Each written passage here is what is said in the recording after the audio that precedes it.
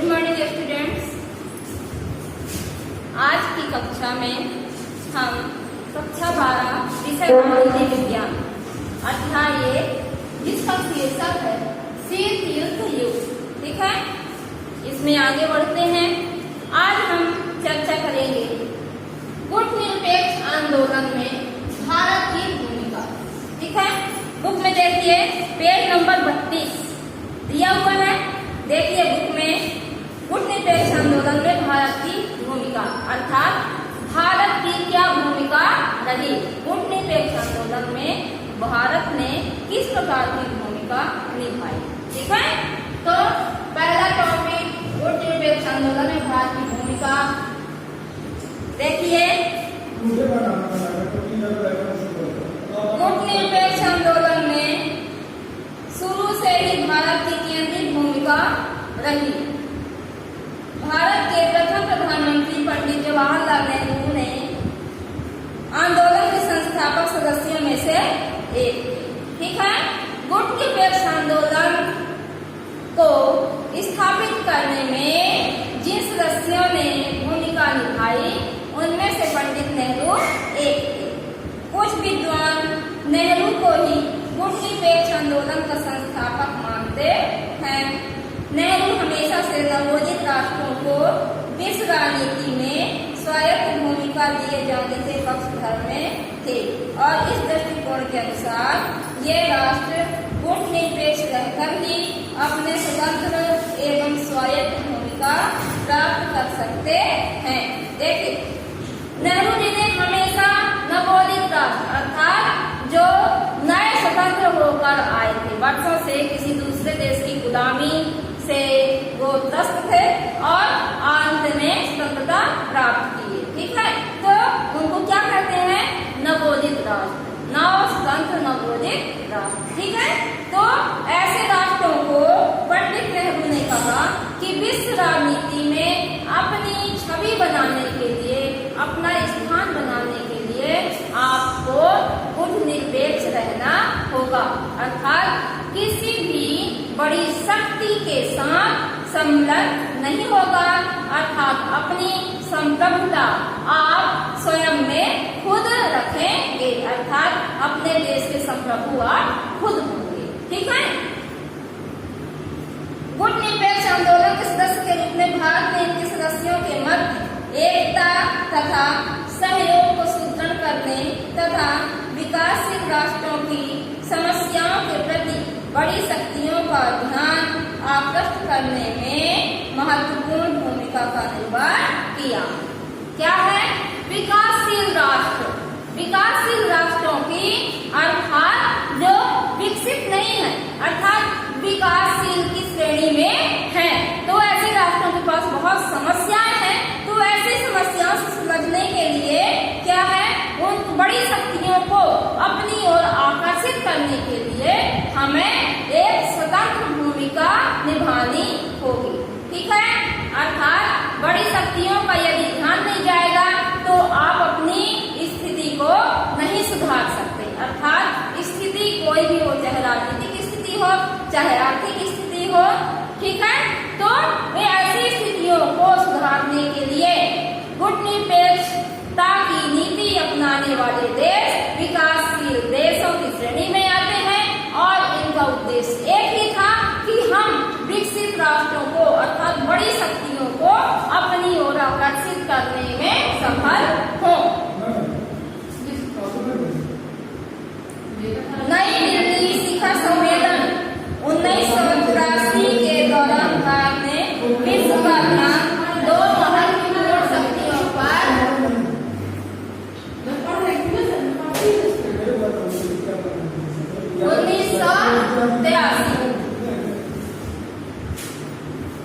1983 के दौरान भारत ने विश्व का ध्यान दो महत्वपूर्ण समस्याओं की ओर आकृष्ट किया। पहली समस्या थी शस्त्रों की बढ़ती दौड़ और विकसित एवं विकासशील राष्ट्रों के मध्य चौड़ी होती आर्थिक खाई। पहली समस्या क्या थी, शस्त्रीकरण की अर्थात विश्व में अस्त्र शस्त्रों की बढ़ती दौड़ और दूसरी समस्या थी विकासशील राष्ट्रों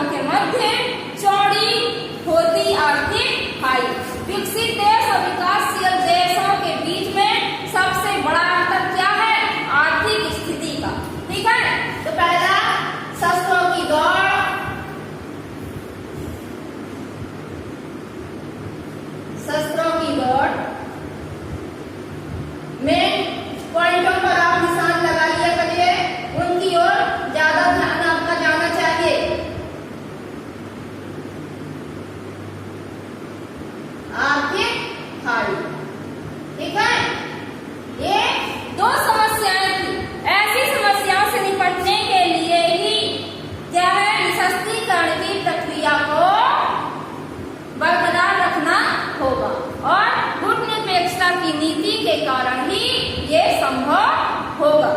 आगे देखिए, अपने अध्यक्षीय भाषण में भारत की प्रधानमंत्री श्रीमती इंदिरा गांधी ने नई अंतरराष्ट्रीय आर्थिक व्यवस्था के निर्माण का आह्वान किया। पंडित इंदिरा गांधी ने नई आर्थिक व्यवस्था, नई अंतरराष्ट्रीय आर्थिक व्यवस्था के निर्माण का क्या किया? आह्वान किया। अर्थात नई अंतरराष्ट्रीय आर्थिक व्यवस्था का जन्मदाता किसे माना जाता है? श्रीमती इंदिरा गांधी को, ताकि भविष्य में विश्व के आर्थिक एकीकरण का मार्ग प्रशस्त हो सके। ठीक है, आगे देखिए, सन 1985 में भारत के तत्कालीन प्रधानमंत्री राजीव गांधी ने 6 राष्ट्रों भारत, अर्जेंटीना, यूनान, मैक्सिको, स्वीडन तथा तंजानिया का निशस्त्रीकरण सम्मेलन आयोजित किया, जिसमें परमाणु अस्त्रों पर तुरंत प्रतिबंध लगाने का आह्वान किया गया। ठीक है, पंडित प्रधानमंत्री जो है गुटनिरपेक्ष नीति, पंडित जवाहरलाल नेहरू भारत के प्रथम प्रधानमंत्री ने गुटनिरपेक्ष नीति का आह्वान किया और श्रीमती इंदिरा गांधी ने नई अंतरराष्ट्रीय आर्थिक व्यवस्था का आह्वान किया। ठीक है, और अंत में प्रधानमंत्री राजीव गांधी ने 6 राष्ट्रों को क्या किया? भारत, अर्जेंटीना, यूनान, मैक्सिको, स्वीडन तथा तंजानिया का निशस्त्रीकरण सम्मेलन आयोजित किया, जिसमें परमाणु अस्त्रों पर तुरंत प्रतिबंध लगाने का आह्वान किया गया। आई बात समझ में? अब हम देखेंगे कि गुटनिरपेक्ष आंदोलन में भारत की क्या भूमिका रही। पहला, रंग भेदभाव का विरोध। पहला लिखेंगे, रंग भेदभाव का विरोध। रंग भेदभाव का विरोध। ठीक है, किस प्रकार से हुआ रंग भेदभाव का विरोध? भारत शुरू से ही रंग भेदभाव का विरोधी रहा है। हरारे सम्मेलन 1986 के दौरान अमेरिका की रंग भेदवादी नीति के विरोध में भारत के प्रस्ताव पर अफ्रीका कोष का निर्माण किया गया। निशान लगाएं, देखिए पेज नंबर 33 में। इसका उद्देश्य दक्षिणी अफ्रीका की विध्वंसकारी गतिविधियों से प्रभावित राष्ट्रों की मदद करना था। 9 राष्ट्रों को इस कोष की समिति का सदस्य बनाया गया। ठीक है, अफ्रीका कोष में 9 राष्ट्रों को सदस्य बनाया गया। किसको किसको देखिए, Bharat, Zambia, Zimbabwe, Algeria, Argentina, Congo, Nigeria, Peru तथा यूगोस्लाविया। ठीक है, इन राष्ट्रों ने प्रारंभिक रूप से $70 लाख की प्रारंभिक राशि से कोष की स्थापना की। इसमें भारत के $40 लाख का योगदान रहा। कुल अर्थात इन सब देशों में भारत सबसे बड़ा था। ठीक है, और आर्थिक स्थिति में भी ठीक था, इसलिए उसने आधे से अधिक राशि का योगदान दिया। देखिए अब दूसरा, स्वतंत्र संचार प्रणाली की स्थापना। स्वतंत्र संचार प्रणाली की स्थापना। स्वतंत्र संचार प्रणाली। ठीक है, क्या है? हरारे सम्मेलन में राजीव गांधी द्वारा विकासशील राष्ट्रों के मध्य स्वतंत्र संचार प्रणाली की स्थापना का प्रस्ताव किया गया। इसका उद्देश्य था पश्चिमी संरचना प्रणाली द्वारा सूचना प्रवाह में पैदा की जा रही विसंगति को दूर करना। अर्थात जो पश्चिमी संरचना प्रणाली द्वारा सूचना प्रसार में, जो पश्चिम द्वारा सूचना प्रसार की जो प्रक्रिया थी, उस पर क्या थे? उस पर रोक लगाई जा रही थी, तरह तरह के अवरोध पैदा किए जा रहे थे। तो ऐसे अवरोध को दूर करना ही भारत की अहम भूमिका रही। आगे देखिए, पर्यावरण की सुरक्षा पर बल। नॉर्वे शिखर सम्मेलन बेलग्रेड में 1889 में, 1989 में बेलग्रेड सम्मेलन। ठीक है, इनके संग को आप याद किए रहिए। अर्थात पहला हरारे 1986 में और दूसरा बेलग्रेड सम्मेलन 1989 में। भारत द्वारा पर्यावरण की सुरक्षा पर गंभीर चिंता व्यक्त की गई। भारत ने इस निमित्त एक पृथ्वी संरक्षण कोष की स्थापना का प्रस्ताव रखा। क्वेश्चन में पूछा जा सकता है पृथ्वी संरक्षण कोष क्या है, ठीक है।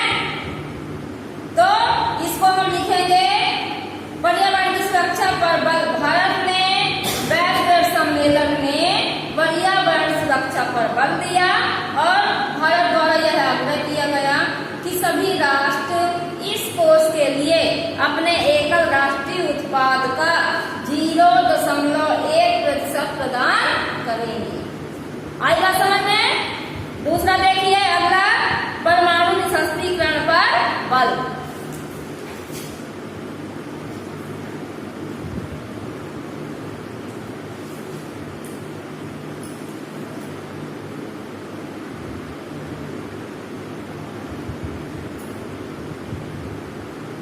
निःशस्त्रीकरण पर बल, ठीक है।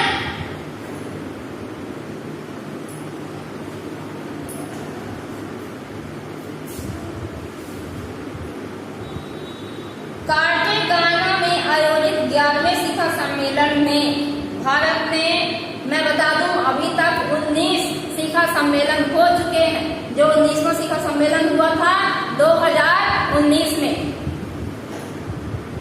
11वें शिखर सम्मेलन में भारत ने परमाणु निःशस्त्रीकरण पर अत्यधिक बल दिया। प्रस्ताव में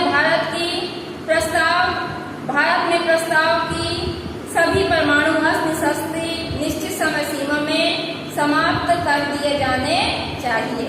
इसका उद्देश्य क्या था कि सभी परमाणु अस्त्र निश्चित समय सीमा में समाप्त कर दिए जाएं, ठीक है।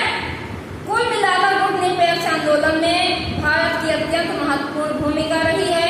भारत ने न केवल ईमानदारी से इस नीति का पालन किया है, वरन आंदोलन को आगे बढ़ाने में भी अपना योगदान दिया, ठीक है।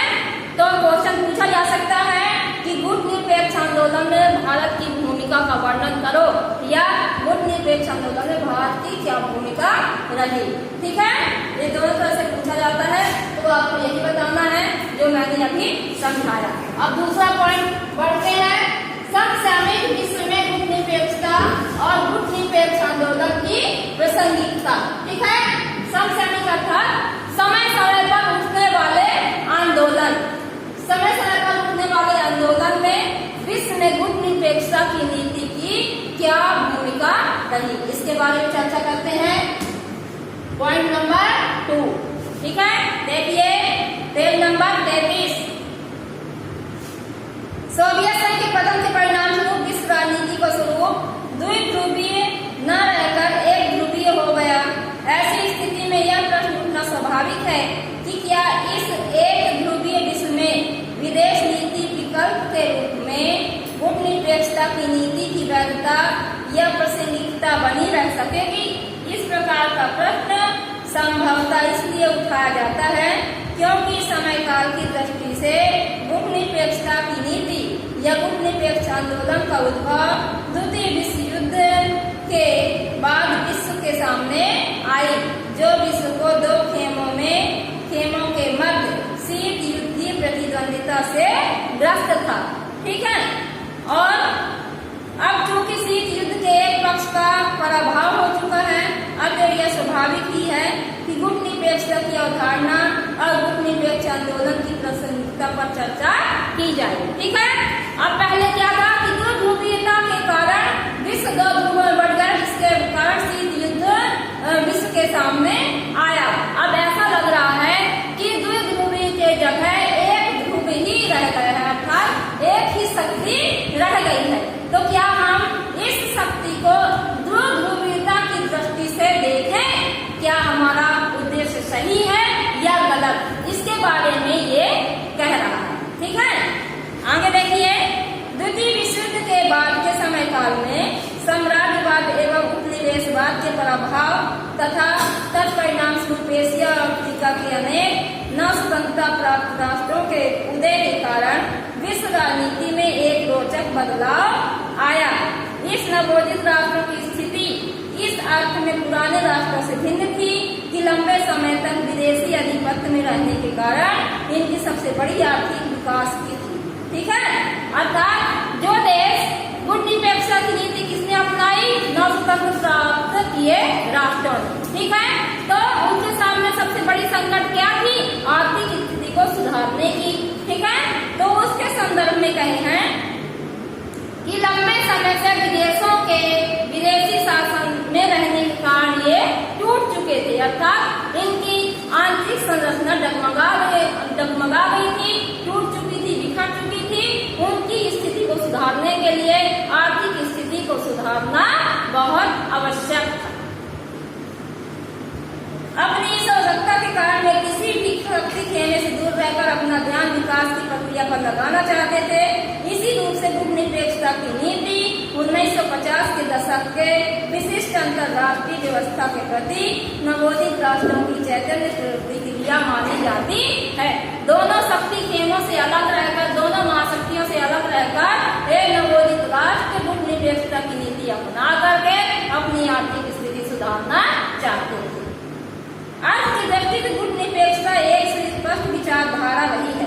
प्रोफेसर ब्राडफील्ड जैक्सन ने सन 1983 में प्रकाशित अपनी पुस्तक एफ्रो एशिया एंड नॉन एलिगमेंट में लिखा है कि गुटनिरपेक्षता का आशय है तटस्थता, सकारात्मक तटस्थता अथवा महाशक्तियों से समान दूरी जैसा कुछ नहीं है। गुटनिरपेक्षता किसी भी स्वतंत्र देश द्वारा जो अपने को स्वतंत्र महसूस भी करता हो अपनी स्वतंत्र विदेश नीति के स्वतंत्रता पूर्वक क्रियान्वयन की एक प्रक्रिया है। विदेश नीति के स्वतंत्र क्रियान्वयन के अंतर्गत यह वांछनीय होगा कि वह राष्ट्र विश्व राजनीति के किसी भी मसले या घटनाक्रम के मूल्यांकन तथा को उपरांत अपनी नीति का निर्धारण उसके गुण दोषों के आधार पर बिना किसी पूर्वाग्रह के करे। इस रूप में उसके विचार किसी महाशक्ति से मिलते जुलते या इसके विपरीत भी हो सकते हैं। ठीक है, ये जरूरी नहीं है कि गुटनिरपेक्ष आंदोलन की जो भूमिका निभा रहे हैं, गुटनिरपेक्षता की नीति जो देश अपना रहे हैं, तो वो किसी महाशक्ति से उनकी नीतियां मिलती हों, उनके विचारधारा मिलते हों, एक ये संभवता है। अन्यथा ये नहीं है कि ये देश गुटनिरपेक्षता की नीति अपनाने वाले देशों ने किसी महाशक्ति से सहायता ली है, तो ये विश्व को नहीं मानना चाहिए, अन्य देशों को ये नहीं मानना चाहिए कि वो उसके शक्ति खेमे में चले गए हैं या उनकी विचारधारा को अपनी विचारधारा के रूप में अपना लिए हैं। ये एक संभवता समय के आधार पर एक स्थिति ऐसी बन जाती है कि दो लोगों की विचारधारा एक जैसी हो जाती है या मिलती है, एक संयोग है। ठीक है, गुटनिरपेक्षता की संहिता प्रश्न चिन्ह लगाने वाले अध्ययन करते हैं कि गुटनिरपेक्षता किसके संदर्भ में? उसका आशय है कि अब जो गुट ही नहीं है तो गुटनिरपेक्षता कैसी है। ठीक है, अब तो कोई गुट ही नहीं रह गए हैं, इसलिए गुटनिरपेक्षता की नीति को अपनाना कोई बुद्धिमानी नहीं। क्यों? क्योंकि हर देश अपने में स्वतंत्र है, अपनी स्वतंत्र विदेश नीति अपनाना चाहता है, हर देश को अपना व्यापारिक केंद्र बनाना चाहता है, हर दूसरे देश से आर्थिक सहायता प्राप्त करना चाहता है। इसके लिए वो अपने देश की नीति की आर्थिक व्यवस्था या किसी प्रकार की व्यवस्था बनाने के लिए स्वयं संप्रभु है। ठीक है, तो हर देश को अपना संप्रभु होने के लिए नीतियों को अपनाना उसके आर्थिक, आंतरिक और बाह्य दोनों हितों में हितकर है। इसलिए आज हमने दो बिंदुओं पर चर्चा की। पहला गुटनिरपेक्ष आंदोलन में भारत की भूमिका और दूसरा समय पर विश्व में गुटनिरपेक्ष और गुटनिरपेक्ष आंदोलन की प्रासंगिकता पर विचार किए। अगली कड़ी में फिर मिलेंगे, तब तक के लिए